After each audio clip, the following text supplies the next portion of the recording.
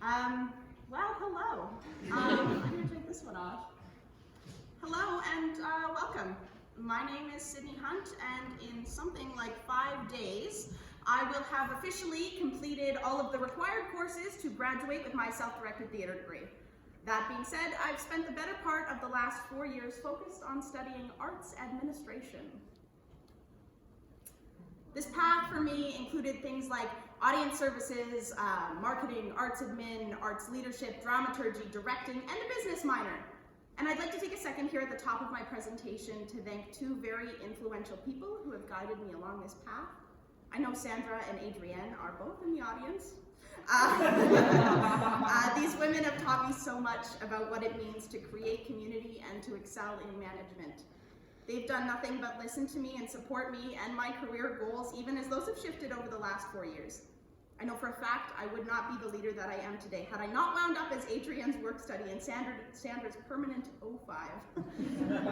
Thank you both so much for what you've done for me. Many people in this room are aware, but it feels like a great time to announce that I've been accepted to the School of Business here at UVic to start my Master in Management in September.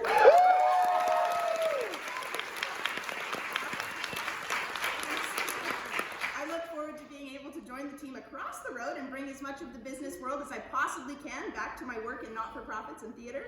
Now, if you'll allow me, I would like to begin a little ditty I call the 5 things I learned studying arts admin. I did it, so you don't have to.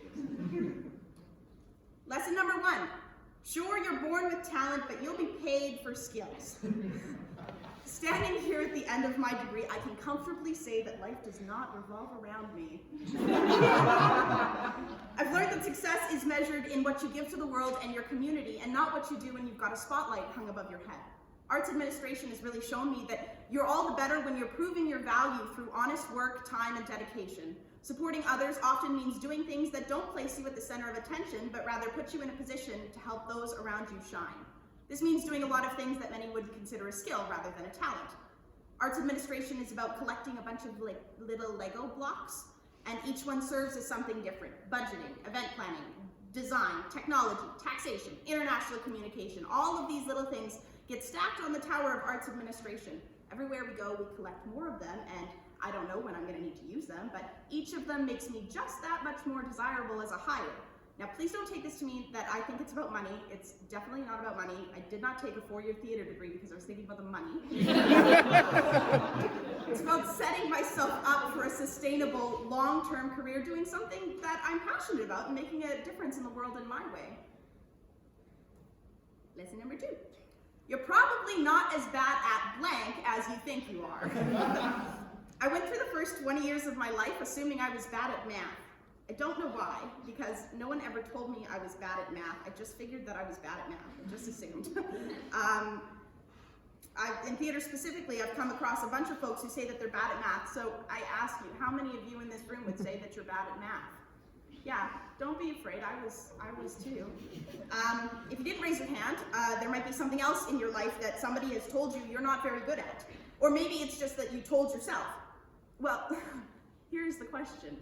Have you ever tried it?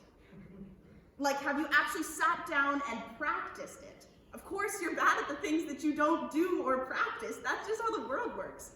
Arts administration is the perfect example of learning something and then working on it as a skill. You have to develop those muscles. Of course, you're bad at Spanish until you learn how to speak Spanish. Rather than saying, I'm bad at Spanish, you would say something like, I haven't learned how to speak Spanish. I don't speak Spanish. Try saying I haven't learned that skill yet, and to be honest, you might be better at it than you know. I'm very good at math now. Lesson number 3, cheers, comma. That is not a typo, that is supposed to be there. I sign all of my emails with cheers, and I understand that this is controversial, but I do, and I do it because sometimes in administration we lack the human connection. And while this is a lesson that I learned at admin, I think that it's applicable to people in general. We're all kind of stuck right now. Like, is it appropriate for me to shake somebody's hand? Like, can I do that yet? You know, like, can I go for a handshake? What if they say no? It's COVID, I don't know.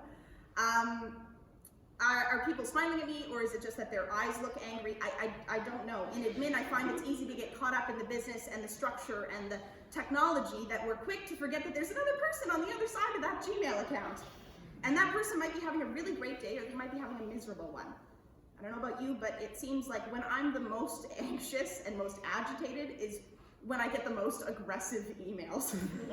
They're probably not actually aggressive emails, but my mind will twist it and warp it until it becomes one, because I, like so many others, excel in the art of overthinking. How do I, as the email sender, then prevent the email recipient from taking my words the wrong way? Now, the school of my father might say they should just suck it up and remind me that I didn't actually mean anything bad by what I did. Well, that's a totally legitimate answer to the situation. I'd hate to slowly deteriorate a relationship because of the fact that emotion can't adequately be expressed through my thumb tips, tip-tapping away in the Gmail app. So how do we do it then? In the age of digital communication, how do we restore that assurance, that connection, and the intimacy of language? It is the cheers at the end of an email. It is that's the missing bit of connection and humanity. It's a reminder that there's people out there who hardly know you, who just raise their little virtual glasses to you to cheers you. So whatever news you have to deliver, whatever business you have to discuss, it's all okay. Because at the end you say, all the best, thinking of you, best wishes. Pleasantry costs you nothing. And conversations on a good note. Sign your emails with cheers. Plus, cheers makes you sound super fancy. Lesson number 4. You have more friends than you think you do. There's been a real shift lately in the world and in theater. We set out every single day with our guards up.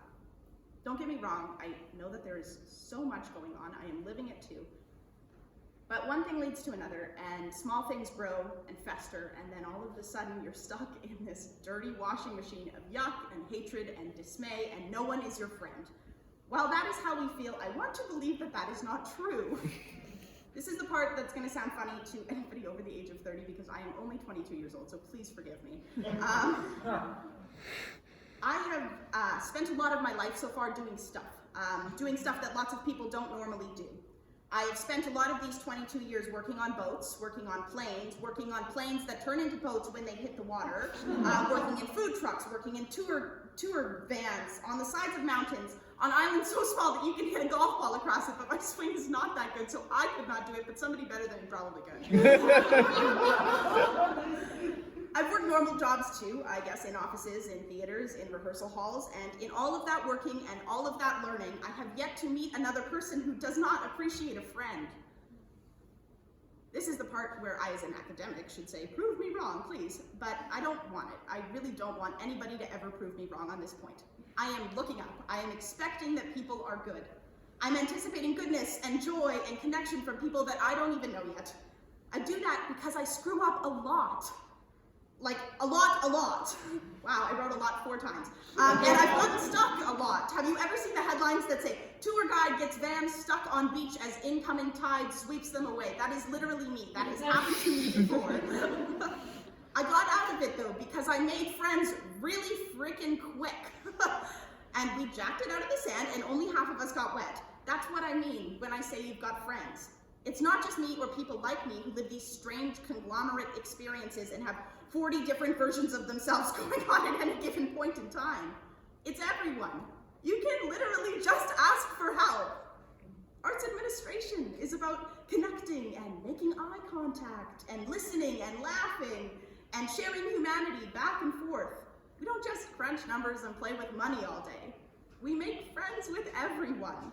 The guy who puts up the posters all around downtown, and the people at the mini golf place who donated us those tickets, and the woman who runs the grocery store down the hill whose son is going to school in Vancouver, and the English professor who just really likes T.S. Eliot. We know these people, and as far as I am concerned, we are friends. Lesson number 5 comes from a place of hosting. You want folks to come back, and you want them to want you, and you want them to be invested in what you're saying, what you're sharing. You're the representative of the organization who's going to get this work out here and host people time and time again. With that, I give you lesson number 5. Always leave them wanting more. Thank you.